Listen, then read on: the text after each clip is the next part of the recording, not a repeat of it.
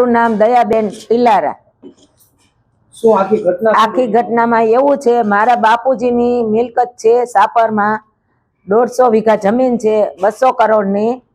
અને હું વાડીએ જાઉં, ત્યાં જઈને બેસું તો મને રમેશભાઈ ટીલારા, મગનભાઈ ટીલારા, પ્રકાશ ભત્રીજો એ ત્રણેય દાટી મારે છે। અહીંયા આવતા નહીં, તમારી આગળ કાંઈ ન હોય તો તમે રોડ ઉપર ભીખ માગવા બેસી જાઓ, વાડીએ આવતા નહીં, નકર અમે તમને પોલીસમાં પકડાવી દેશું। એટલે મને કાલે વાડીએ ગઈ હતી તો પોલીસમાં પકડાવી દીધી।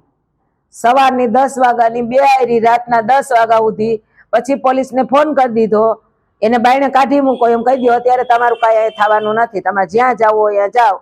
એટલે હું 10 વાગે રાત્રે ઘરે વહી આવી। આ રમેશભાઈ કીધું એટલે પોલીસે કર્યું, અને અમારી ફરિયાદ પોલીસ સંભાળતા નથી અને કેસ અમારો ફાડતા નથી રમેશભાઈને પૂછ્યા વગર। એટલે અમારે આ પોલીસ જોઈ નહીં।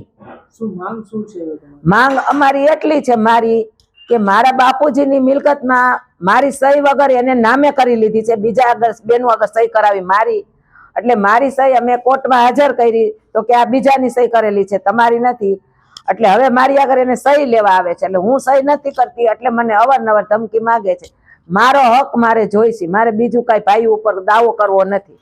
મને હક આપી દે એટલે હું મારો કેસ પાછો ખેંચી લઉં, આ મારો દાવો છે।